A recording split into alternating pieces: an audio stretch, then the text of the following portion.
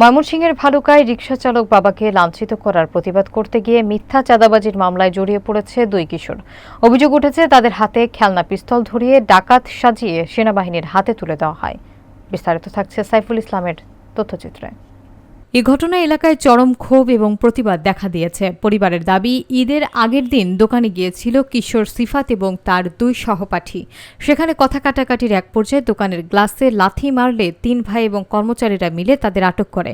পরে তাদের হাতে খেলনা পিস্তল ধরিয়ে ডাকাত বলে চিৎকার শুরু করে। সেনা ক্যাম্প কাছাকাছি থাকায় সেনা সদস্যরা ঘটনাস্থলে পৌঁছে দুই কিশোরকে থানায় সোপর্দ করে। এ ঘটনায় মেহেদী হাসান বাদী হয়ে চাঁদাবাজি এবং ভাঙচুরের অভিযোগে মামলা দায়ের করেন। পুলিশ দুই কিশোর আদালতে পাঠালে আদালত তাদেরকে কিশোর সংশোধনাগারে পাঠানোর নির্দেশ দেন।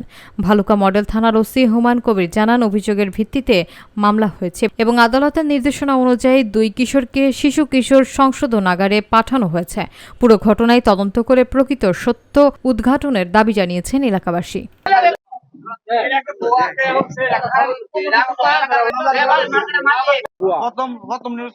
কালকে দুজন ধরা হয়েছে সেনাবাহিনীর কাছে, সেনাবাহিনী সবুত করছে পুলিশের কাছে।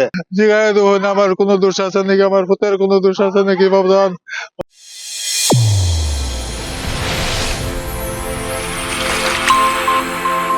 চ্যানেল A1 হৃদয়ের স্পন্দন।